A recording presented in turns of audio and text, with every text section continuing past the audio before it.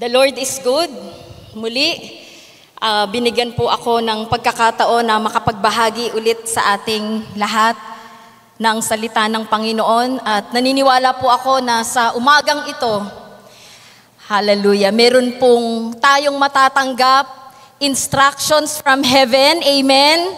Alam niyo, gusto ko pong every time na nakakarinig po tayo ng mga words of destiny, yes, Lord. Pwede ba? Yes, Lord. Amen.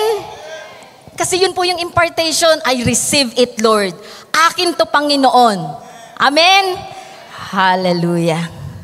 Praise God. So ngayon pong umaga, ang akin pong isang nilagay ng Panginoon sa puso ko is about kingdom living. Siguro sabi nyo, walang tigil si Pastora na binabahagi ang patungkol sa paghahari ng Diyos o kaharian ng Panginoon. Okay? So, this is our scripture, Matthew 24 verse 14. And the gospel, and this gospel of the kingdom will be preached in the whole world as a testimony to all nations, and then the end will come. Matthew chapter 24, verse 14. And this gospel of the kingdom will be preached in the whole world as a testimony to all nations, and then the end will come.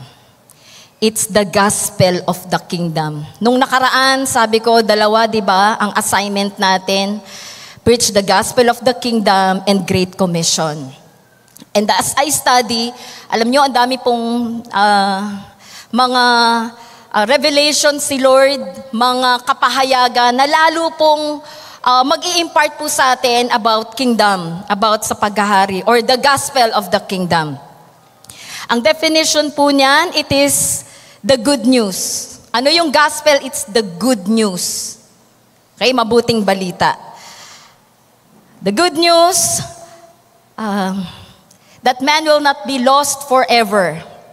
Pero gusto ko pong tingnan natin yung bawat, kung paano pinaliwanag po ni Lord sa akin about that definition ng gospel of the kingdom. It is the good news that men will not be lost forever. Amen? It is the good news that men will not be lost forever.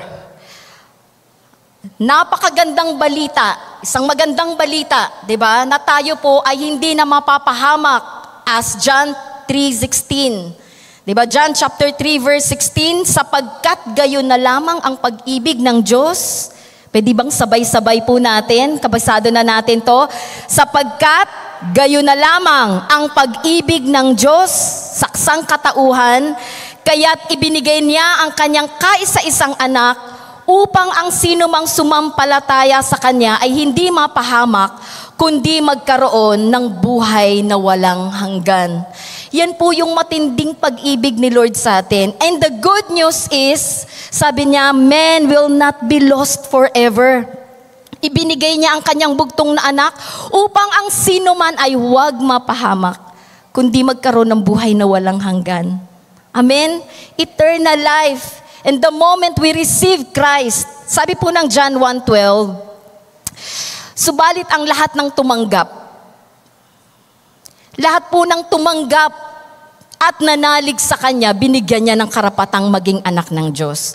Alam niyo po ba yung pagtanggap dyan, yung tumanggap, sa Greek word po niyan is lambano.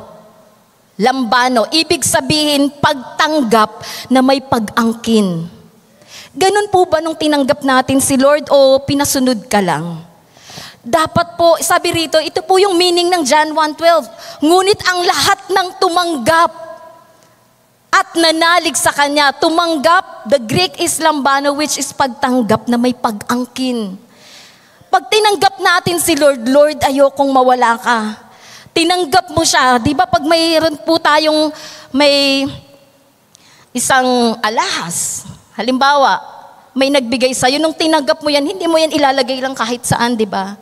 Ang gagawin mo, bibili ka pa ng jewelry box para talagang itago mo yun kasi napakahalaga nun. may pagtanggap na may pag-angkin.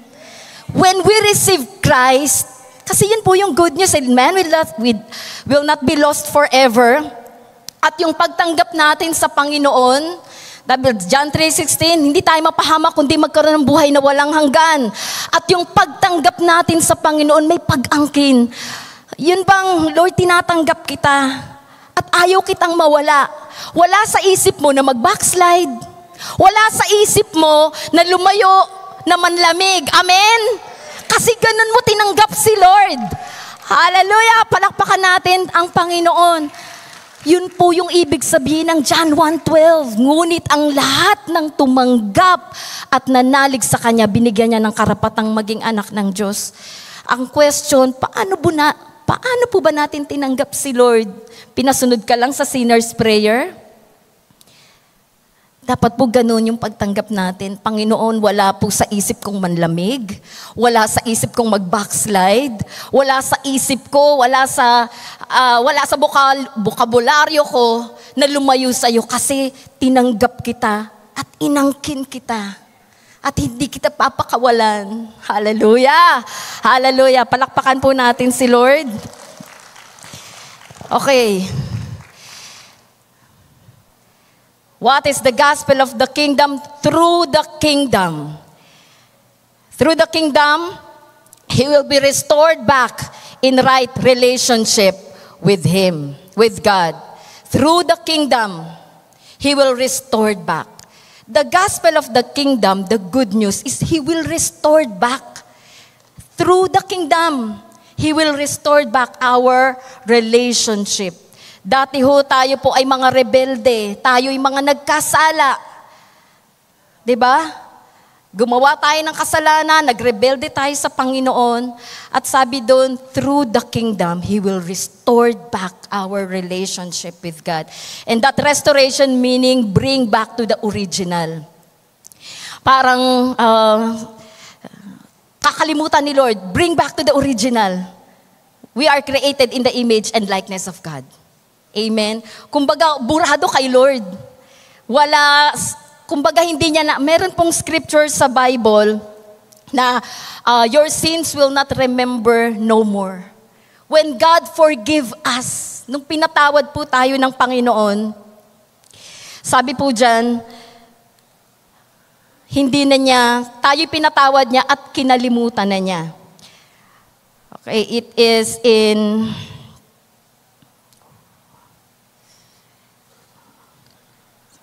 wait lang.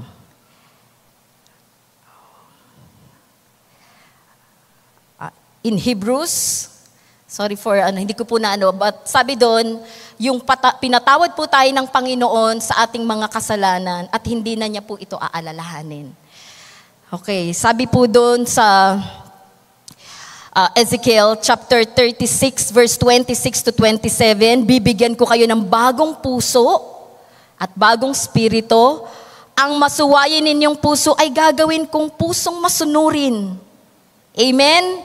Pusong masunurin. Bibigyan ko kayo ng aking spirito upang makalakad kayo ayon sa aking mga tuntunin at masunod ninyong mabuti ang aking mga utos. I will give you a new heart and new spirit. Yung dating pusong bato, papalitan niya yun ng pusong malambot. Ganun po yung ginawa ng Panginoon. He will, through the kingdom, He will restore back our relationship with God. Next definition ng gospel of the kingdom, sabi diyon, the good news, live a life that is pleasing to the Lord. Live a life that is pleasing to the Lord. Mabubuhay po tayo na kinalulugdan, natutuwa si Lord. Yung buhay ho natin nalulugod ang Panginoon. Ang question, how to live a life that is pleasing to God. Diba? Sabi po ng Bible, Hebrews chapter 11 verse 6, without faith, it is impossible to please God. Without faith, kung walang pananampalataya, hindi po natin malulugod si Lord. Hindi po natin mapapaligaya si Lord. So sabi dyan, without faith, it is impossible to please God. For the genuine Christian, the major motivating factor for all of life is the desire to please God. Yung totoong Kristiyano, hindi peke, kasi genuine Christian. The major motivating factor for all of life is the desire to please God. Yung totoong Kristiyano, yung totoong mananampalataya sa Panginoon, sabi doon, yung major motivating factor natin sa ating buhay is mapalugod si Lord. Malugod ang Panginoon, not men, hindi tao. Hindi para maparangalan natin yung tao o matuwa yung tao sa atin, kundi si Lord. Not to please men, but to please God. And the key to pleasing God is faith. The key to pleasing God is faith. Ano ba yung faith? Hebrews chapter 11, verse 1. Ang pananampalataya ay katiyakan na mangyayari ang ating mga inaasahan at paninindigan tungkol sa mga bagay na hindi nakikita. Paniniwala sa mga bagay na hindi nakikita. And that's faith. Kaya nga, halimbawa, ikaw ay merong sakit. Claim, Lord, by faith, Panginoon, ako'y pinagaling mo na. Lord, pinagaling mo na ako. Hallelujah. It's faith, paniniwala. Kahit andun pa, ang sakit pa. O andun pa yung findings mo. But Lord, by faith, Panginoon, alam ko, ako'y pinagaling mo na, paniniwala sa mga bagay na hindi nakikita. Ang pananampalataya ay katiyakan na mangyayari ang ating inaasahan at paninindigan tungkol sa mga bagay na hindi nakikita. Amen? Okay, palakpakan nga po natin si Lord. Mga madalas nyo na pong marinig to, pero mas maganda pong balikan. Amen? Balikan po natin yung mga basic na kinakailangan po nating gawin. Paano manampalataya? Romans 10:17. Faith comes by hearing, and hearing by the word of God. Para pala tayo makapanampalataya. Sabi doon, kaya't ang pananampalataya ay bunga ng pakikinig. Pakikinig. Kaya kayo po ay mga pinagpala. Amen? Kasi nandito tayo nakikinig. Nakikinig. Why? Kasi ang pananampalataya, for us to please God, we need faith. Diba? Kailangan natin ng faith. And how? By listening, hearing, attending. Diba? Ma-attend ka, nakikinig ka ng salita ng Diyos. Binibigyan mo ng prioridad ang pakikinig, pagdalo ng ganitong pagtitipon, kasi ito yung magtutulak sa'yo para magkaroon ka ng pananampalataya. Amen? Hallelujah! Kaya't ang sige po, may pumapalakpak, palakpakan po natin si Lord, wag po nating pigilan. Praise you, Jesus. Ang pananampalataya ay bunga ng pakikinig. Pakikinig ng salita ng Panginoon. Mamaya po, meron pa po akong i-share sa inyo about hearing, about the seed. Okay, fulfill the purpose of why man was created.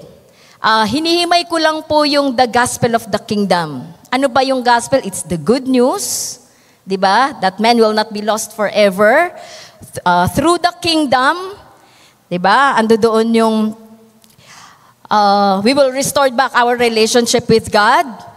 We will live a life that is pleasing to the Lord. At sabi po doon, fulfill the purpose of why man was created. Malalaman mo kung ano yung reason, yung layunin, bakit ka nilikha ni Lord. Sabi ko nga, hindi lang tayo rito nilikha as bigla na lang tayong pinanganak, kundi meron pong purpose, may layunin ang Panginoon sa atin pong buhay. Genesis chapter 1 verse 28, sabi po dyan, then God blessed them And God said to them, "Be fruitful and multiply. Fill the earth and subdue it. Have dominion." Yung purpose, one of the purpose ng Lord, why man was created to rule and reign, to have dominion. Sabi doon, over the fish of the sea, over the birds of the air, and over every living thing that moves on the earth. Okay? Sabi po ni MM, the greatest tragedy in life is not death. The greatest tragedy in life is not death, but life without a purpose. Hindi kamatayan, yung matinding trahedya, kundi yung buhay na walang layunin. Yung buhay na walang purpose. And life with the wrong priorities. Life with wrong priorities. Kaya po, dapat alam po natin yung layunin ng ating buhay. Kasi hindi pala kamatayan yung, sabi doon, di ba, the greatest tragedy in life is not death, but life without a purpose. Walang purpose, walang layunin yung buhay. Life with the wrong priorities. Ano ba yung priority mo ngayon? Ano ba yung mas madalas na binibigyan mo ng panahon at pagkakataon? Okay, so if this gospel of the kingdom, di ba? Nakita ko po, hinimay po natin yung what is the gospel of the kingdom. It's the good news that man will not be lost forever through the kingdom. Di ba? We will restore back our relationship with God. We will live a life that is pleasing to the Lord and fulfill the purpose of God, why man was created. Kapag ang lahat pong ito ay naunawaan natin, sabi doon, first to experience this good news is we must be born in the kingdom. Kinakailangan po tayong sabi po ng Bible sa John 3:7, you should not be surprised at my saying, you must be born again. You must be born again. We must be born in the kingdom. Iba po yung church and kingdom. Kingdom is not a religion. Even to, di ba, pag sinabi natin, I am a born-again Christian, it's not a religion, but it's an experience. Karanasan na dapat maranasan ng lahat ng tao. Kasi kinakailangan nating maipanganak na muli. Okay? So sabi dito, you should be surprised. You should not be surprised at my saying, you must be born again. Kailangan po nating mga maipanganak na muli. So first, this is the first thing that must happen to us. Ito yung unang dapat mangyari sa atin. Kailangan nating maipanganak na muli. And we are born again because of the Word of God. Tayo ay napanganak na muli sa pamamagitan ng salita ng Diyos. Diba, si Nicodemus, sabi niya, paano ako maibabalik sa ng aking ina? Ang laki-laki ko na. Hindi niya ito naintindihan. Pero sabi doon, you must be born again. And that, sabi doon, the first thing that must happen to us is we must be born again because of the Word of God. Somebody na nag-share ho sa atin, nagbahagi ng salita ng Diyos. Kaya ho natin naranasan o tinanggap ang pagiging born again. Okay, when anyone, andito ba to? Okay. Hindi ko po nailagay. Sorry. Matthew chapter 13, verse 19. The Word of God is the seed that is planted in our hearts. Yung salita po ng Diyos, ito po yung binhi. Okay? Ito yung binhi na naitanim sa ating mga puso. And that seed has the life of God in it. Yung binhi ng salita. Okay, yung binhi, ito yung salita ng Panginoon. Ito po yung naiplant, na itanim sa ating mga puso. At yung binhing yun ay, nandun po yung buhay ng Diyos, the Word of God. Kaya dapat ganun natin binibigyan ng halaga, binibigyan ng panahon ang salita ng Diyos. Okay, kasi yan ay seed. Sa Matthew 13 verse 19, so hindi ko po nailagay, very specific po si Lord dun sa parable of the sower. Diba? May isang maghahasik, sa kanyang paghahasik, may nalaglag sa tabing daan. Ang ginawa nito, tinuka ng mga ibon. Parang ganito, naghahasik po ng salita ng Diyos, pero dahil ikaw ay tulog, ayan, tulog. Meron po bang tulog? Huwag patulog-tulog kasi kukunin niyan, tutukain. Ibig sabihin kasi hindi mo naintindihan. Okay? So, pag ikaw ay hindi naka-attentive habang nakikinig at habang kahit sino po kami ditong nagpipreach, dapat tayo po ay nakikinig. Nakafocus. Kung kinakausap ka ng katabi mo, wag ka muna. Nakikinig ako eh, wag kang maingay. Wag kang maingay. Yan, diba? Kasi nakafocus ka.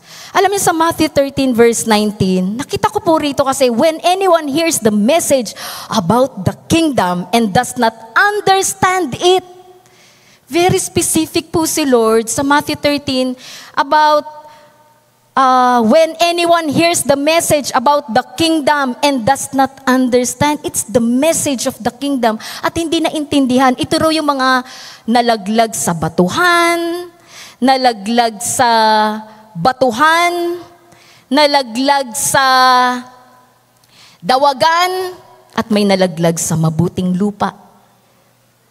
So wag ho nating hayaan na yung binhi na ating napapakinggan ngayon, it's the Word of God, ay mabaliwala. Kasi sabi doon, when anyone hears the message about the kingdom and does not understand, ito daw yung ibig sabihin nun. Kinakailangan po ito ay maitanim sa matabang lupa. This is the meaning of the parable. The seed is the word of God. This is the meaning of the parable. The seed is the word of God. Yung binhi.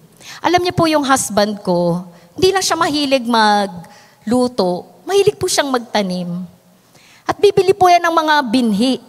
Bibili siya ng mga binhi. May time, iiwan lang niya dun sa namin. Pero mas madalas po kasi nagtatanim siya. Kaya nung mga nakaraan, mayroon na akong na-harvest na kamatis, bell pepper, na nagamit na sa lutuin. Ibig sabihin, dapat kasi yung binhi ay maitanim. Magiging baliwala lang yung binhi kung hindi maitatanim sa matabang lupa. Amen? Hindi yan magiging puno. Hindi yan magbubunga kung yung binhi ay hindi maitanim. Sabi ko nga kanina, di ba, there are different kinds of, iba-iba yung nalaglagan ng binhi eh. May tabing daan, di ba? Natuka ng ibon, hindi namunga.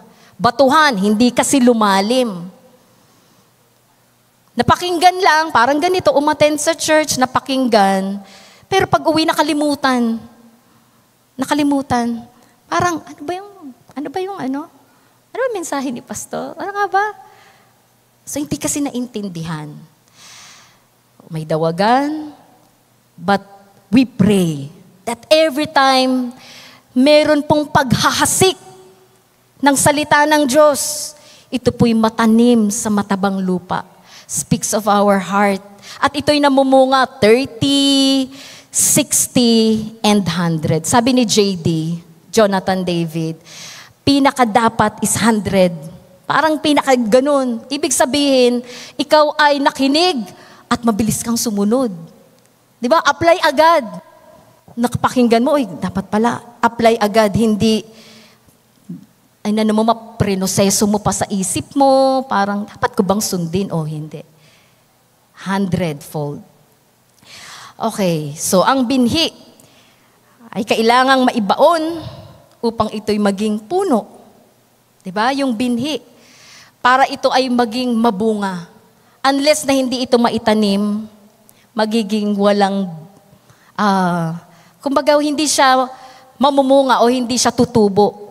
Kung nandyan lang yan, nakapatong at hindi mo itinanim sa matabang lupa. Okay. For those who are born in the kingdom, born of God, these are what will happen to them. Yung mga na-born in the kingdom, by the word of God, born of God, not just born again Christian. Mamaya makikita po natin dito But born in the kingdom, born of God, these are what will surely happen to them. What will happen if you are born in the kingdom? Number 1, they will not continue on sinning. Ayan. Ang isa daw na pinanganak, di ba? Pinanganak na muli. Born in the kingdom, born in God, they will not continue on sinning. Hindi siya nagpapatuloy sa kasalanan. Okay? 1 John chapter 3 verse 9. Ayun. 1 John chapter 3 verse 9. No one who is born of God will continue to sin. Wala daw na ipanganak, okay? Born of God will continue to sin. Because God's seed remains in him. He cannot go on sinning because he has been born of God. Yung mga totoong born in the kingdom, born of God, sabi po doon, they will not continue on sinning. Hindi ka nagpapatuloy sa kasalanan. Ano ba yung kasalanan? Paglabag, di ba? Meron pong tinatawag na sin of commission. Ito yung lantaran, pagnanakaw, pagbibisyo, di ba? Pagsisinungaling, mga kasalanan na nakikita mo, lantad. And I pray, those who are born in the kingdom, hindi daw ito nagpapatuloy sa kasalanan.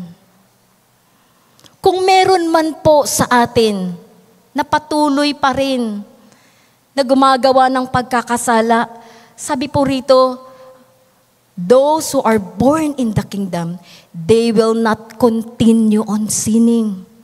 Hindi siya nagpapatuloy sa kasalanan. Hingi ng tawad, ang Diyos ay mapagpatawad. Pero meron ka dapat desisyong gagawin. Lord, tatalikuran ko na to. Lord, tatalikuran ko na tong paninigarilyo kasi hindi ito kalooban mo eh. Hello? Hello? Hello? Lihim man o lantad, may nakakakita o wala, alam po ni Lord yung ginagawa po natin. At kung meron pa po tayong bagay, hindi nakikita o walang nakakaalam, pero alam mo, ito'y paglabag sa kalooban ng Diyos, hindi ito kalooban ng Panginoon. Alisin po natin. Tulungan tayo ng Panginoon. Humingi po tayo ng habag at biyaya ni Lord na, Lord, sinusuko ko po ito. Patawarin niyo po ako. Bigyan mo ko ng grasya para magampanan, magawa ko to. Those who are born in the kingdom, born with God, sabi doon, they will not continue on sinning. Hindi po nagpapatuloy sa kasalanan. Alam niyo, alam po naman din ni Lord eh. Ang isang kasalanan, minsan nag-fall ka, bumagsak ka, at ando doon yung paghingi mo ng tawad sa Panginoon. Humingi ka ng tawad, Lord, ayoko nito, hindi ito sa'yo. Hindi ito kalooban mo, Panginoon. Andyan po yung pagpapatawad ni Lord. Ang minsang nagiging problema, yung paano natin patawarin yung sarili natin kasi we fall. Yun na nga, di ba sabi ng Bible, your sins will remember no more. Kaya lang, merong konsensya, parang, hindi eh. Di ba? At yun yung kasinungalingan ng demonyo. The accuser of the brethren, di ba? Siya yung nag-aakusa. But when we come to God, nawa ho, pagkatapos po ng mensaheng ito, magkaroon po tayo ng decision, Lord, tatalikuran ko. Any sin, tulungan mo ko, Panginoon. Amen po ba? Kilala po tayo ni Lord, pwede tayong magtago.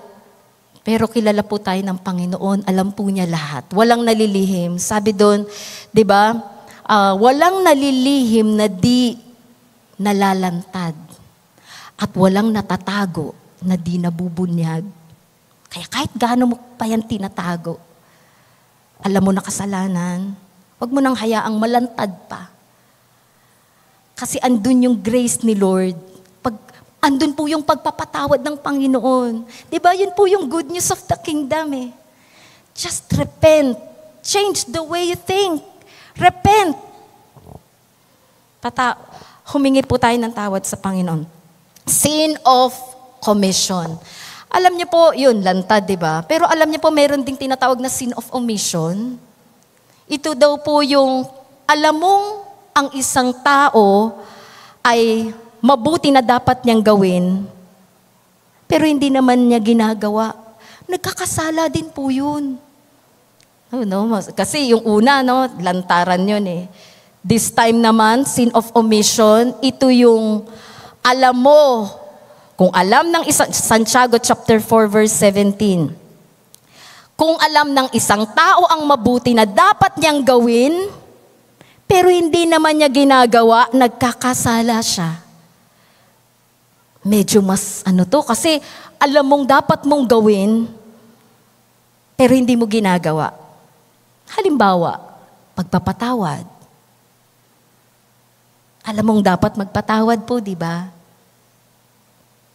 Pero hindi ka makapagpatawad. Isa rin po yung kasalanan. Kasi pastora, matindi naman kasi yung ginawa eh. Kung alam mo lang, di ba mga ganon, nakikipag-bargain pa kung alam mo, hindi mo kasi naranasan. Hindi mo alam kung ano ginawa niyan sa akin. Mga ganon po ba? Kaya hindi ko yan mapatawad. Pero yun po yung sabi ni Lord eh. We cannot violate. Sabi po dito, do not violate the word.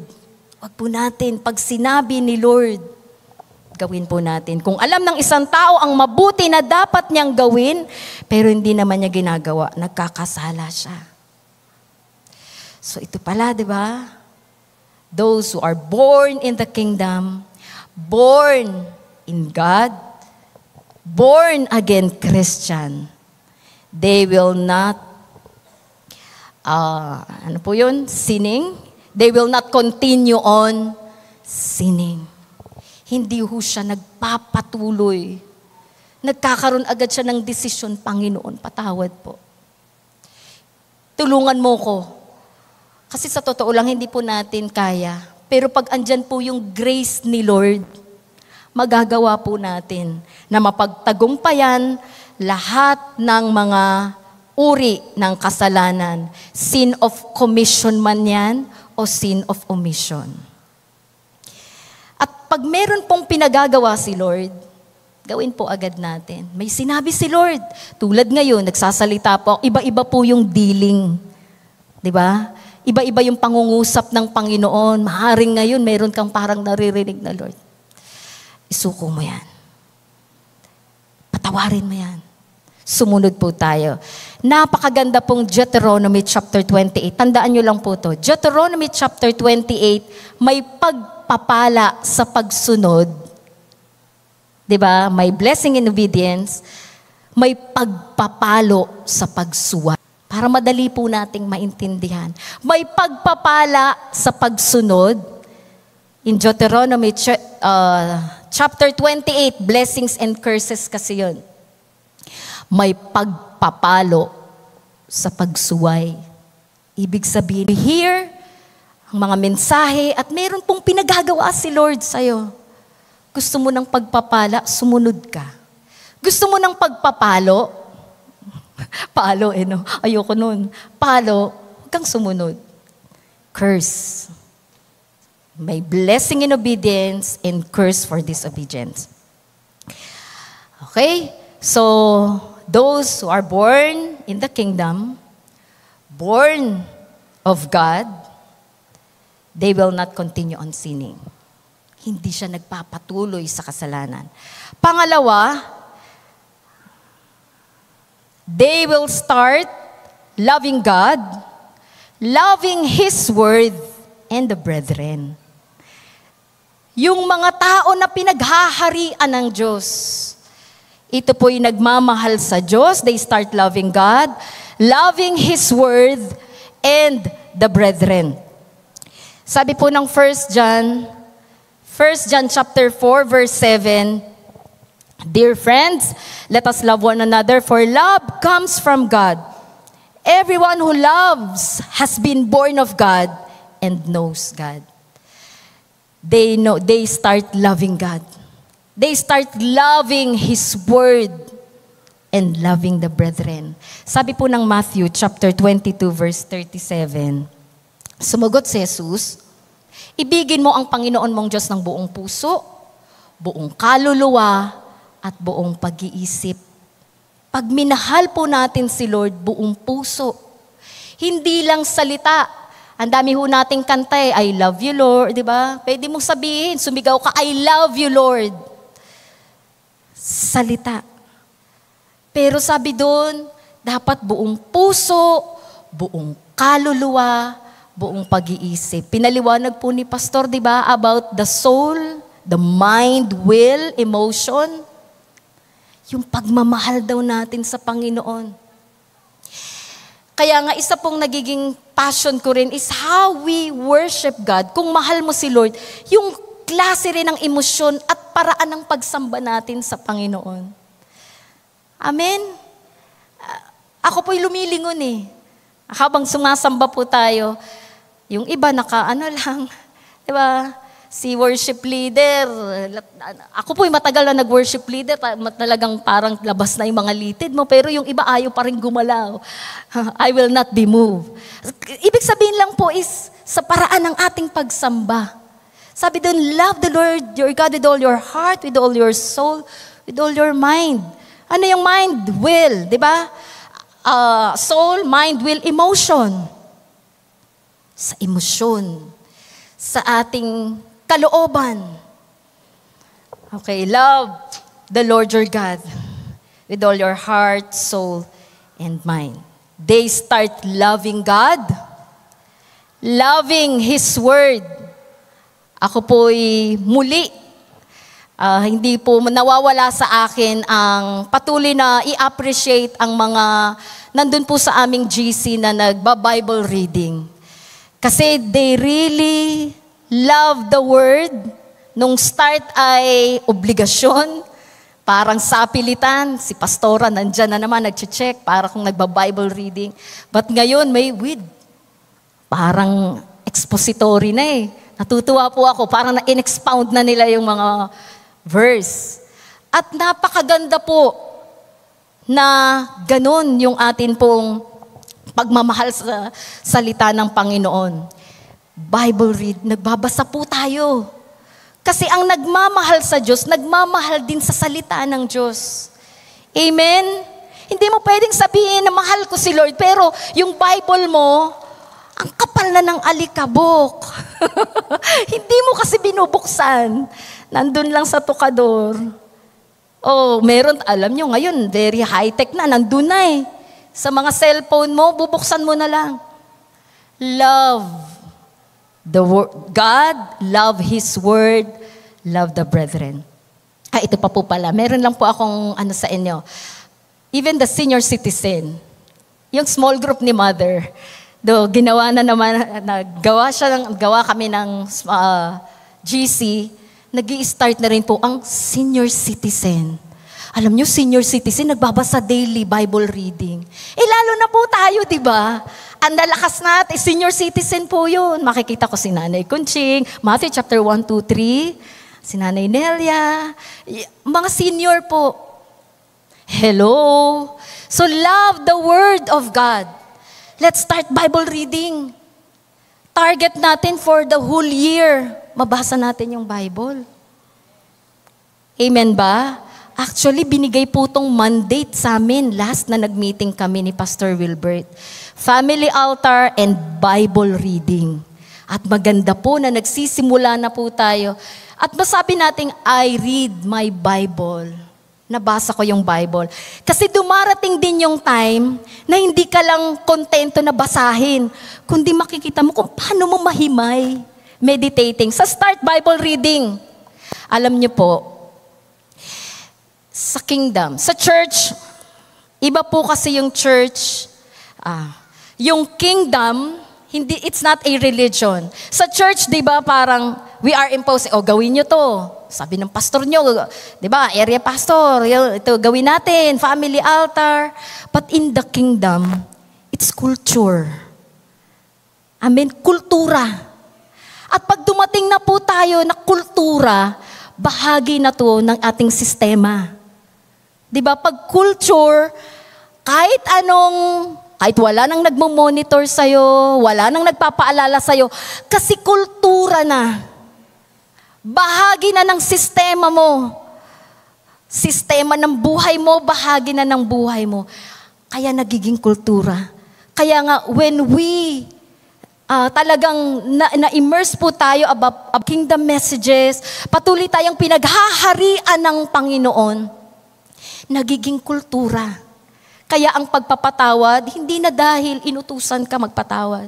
Magbasa ng Bible, hindi na kasi kultura. Hallelujah. Mag-one-to-one, hindi na kasi kultura na. Na pag alam mo may bago, kultura na namin to eh. It's kingdom culture. Kaya nga, napakaganda po na we are immersed with kingdom messages. Talagang tayo ay pinaghaharian ng Diyos kasi ito'y magiging kultura. Hindi ka na obligado. Hindi ka na obligadong dumalo pag Sunday, kundi kultura na, bahagi na ng sistema ng iyong katawan, ng iyong buhay. It's culture. Hallelujah. Amen. Tuloy. Okay. So,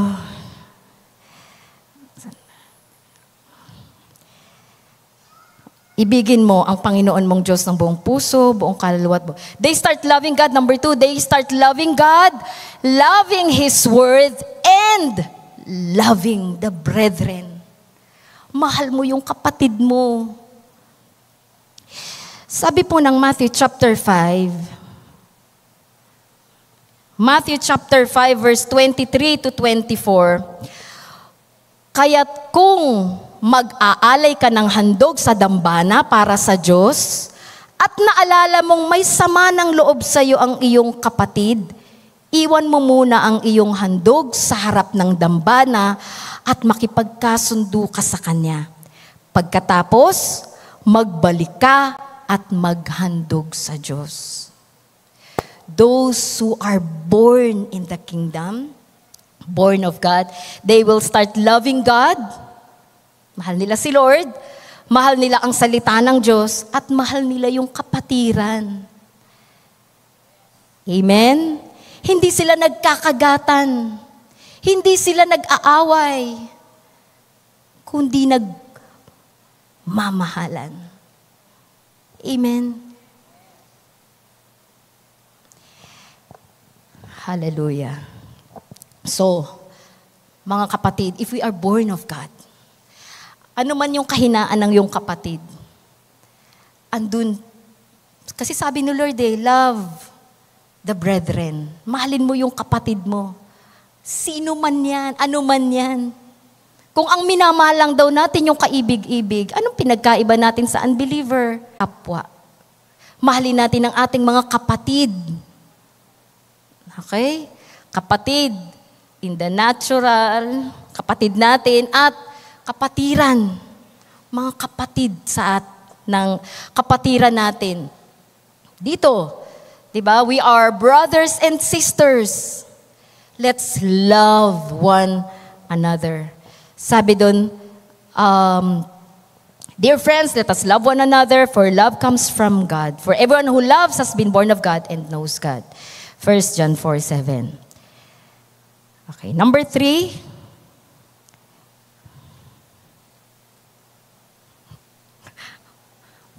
Papindot. Okay, number 3. They will start knowing God in spirit and in truth.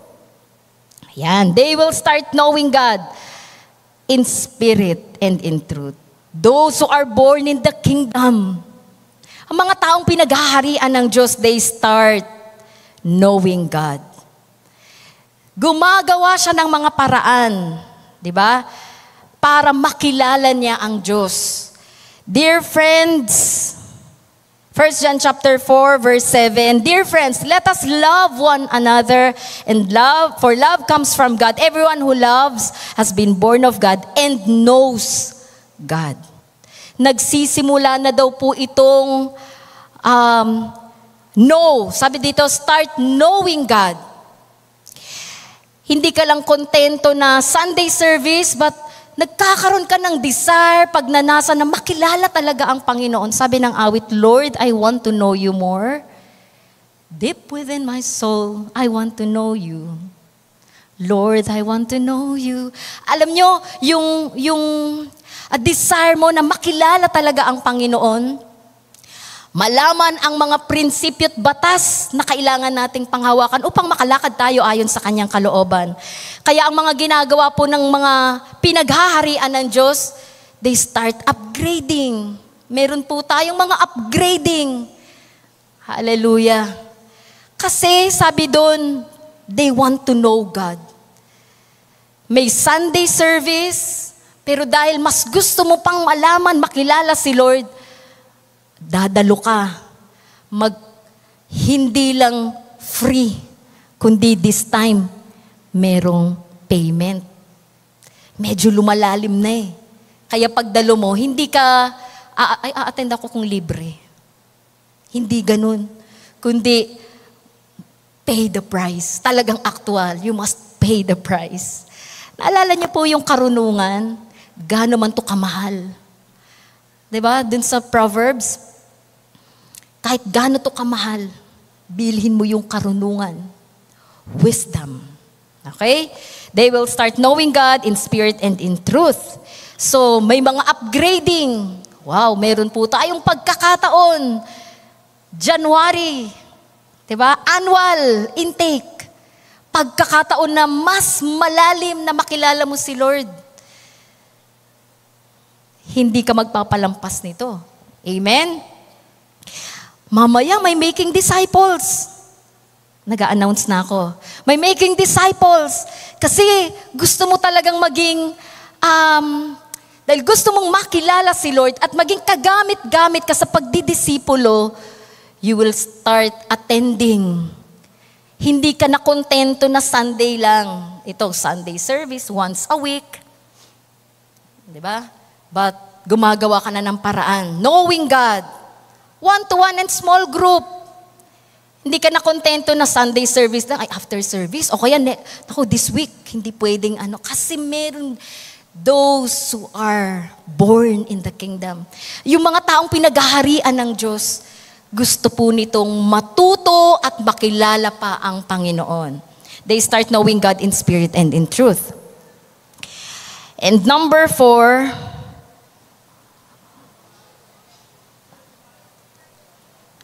pa-change na lang. Number 4, they will be passionate believers of Jesus as the Christ. Alam nyo, ito po yung mga passionate. Talagang wala po itong palalampasin na pagkakataon. Hallelujah. Passionate believers of Jesus Christ. Everyone who believes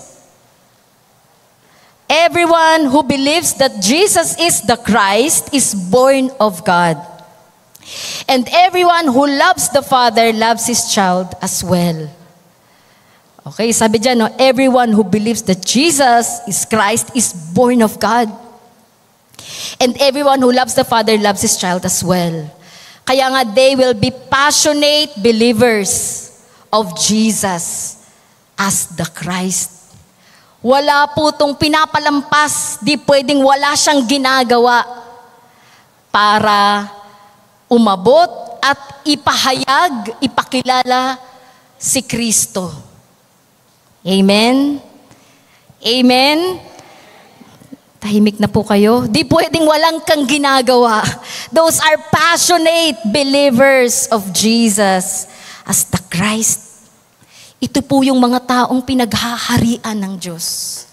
Born in the kingdom, born of God. Di pwedeng wala kang ginawa. You will make time to make disciple. Amen?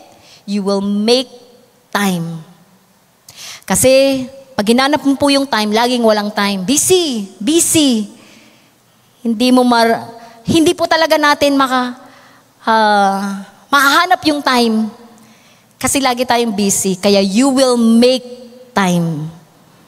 Okay? Make time. Number 5. Ayan, malapit na po ako. They will overcome the world.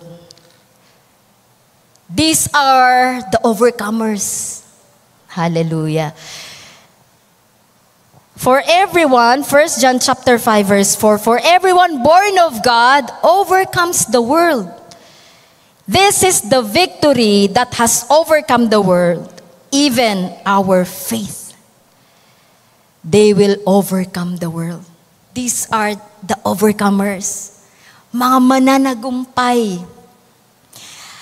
Kahit anong gawin ng demonyo, kahit anong gawing pagbagsak sa'yo, hindi ka kayang mapabagsak kasi ikaw ay overcomer. Amen? Alam niyo po ba, may mga tao kasi na parang hindi pa to tapos, parang nasa season of crisis, parang hindi pa nga tapos to, meron na naman ulit. At, pero nakikita mo na hindi humihinto, hindi tumitigil, naglilingkod sa Diyos. These are people who is born in the kingdom. Pinaghaharian ng Diyos. Hindi ka kayang ibagsak, gawin ng kaaway. Anumang mga paghahadlang, anuman ang gustong ibigay sa iyo ng kaaway, pagsubok, kahirapan, hindi ka hihinto kasi alam mo ikaw ay mananagumpay. Amen? You are an overcomer. Receive it. I am an overcomer. Hallelujah. Ito yung mga taong pinaghaharian ng Diyos. Ito yung mga tao na patuloy na hinahayaan nila na pagharian sila ng Diyos sa kanilang buhay. Kahit anong gawin ng demonyo, walang magawa. Diba? Hanggang dumating yung time na magsawa na yung demonyo.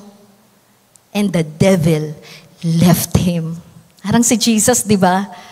Hindi matinag. Ilang beses. Lahat na ginawa.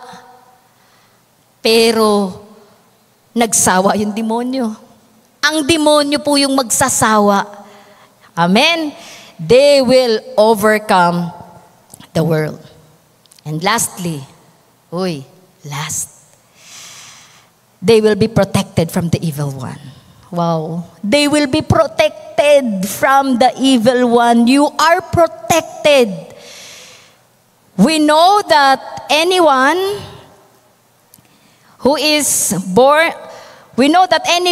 born of God does not continue to sin. The one who was born of God keeps him safe, and the evil one cannot harm him. Hindi ka kayang galawin ng demonyo. Sabi rito, you will be protected. Sabi doon, di ba, 2023 is kingdom manifestation, right? And one of kingdom manifestation is, there is an extraordinary protection Amen? Tinanggap ba natin yon? Lord, we have an extraordinary protection. Meron lang po akong gustong i-testify about extraordinary protection. Ayan, nakatingin na po kayo. Okay. Hindi po to alam ng aking kapatid. Ang kapatid ko po, yung bunso po namin, late ano lang po to. Nanonood ata siya, ipapatotoo kita. Friday po nangyari. Tama man, no? Na-aksidente po siya, motor accident. May iniwasang lubak dahil sobra yung brake. Yan. Ay meron pa siyang sakay noon. So nadaganan siya. Kailangan magbiyahe para makadalo. At dahil nag-involve po sila sa one-to-one, nagkaroon sila ng parang uminit sila kay Lord at nandoon, family altar, nandoon yung kanilang pagiging active. Or yung gano'n yung pinaghaharian ng Panginoon. Nakita nila yung halaga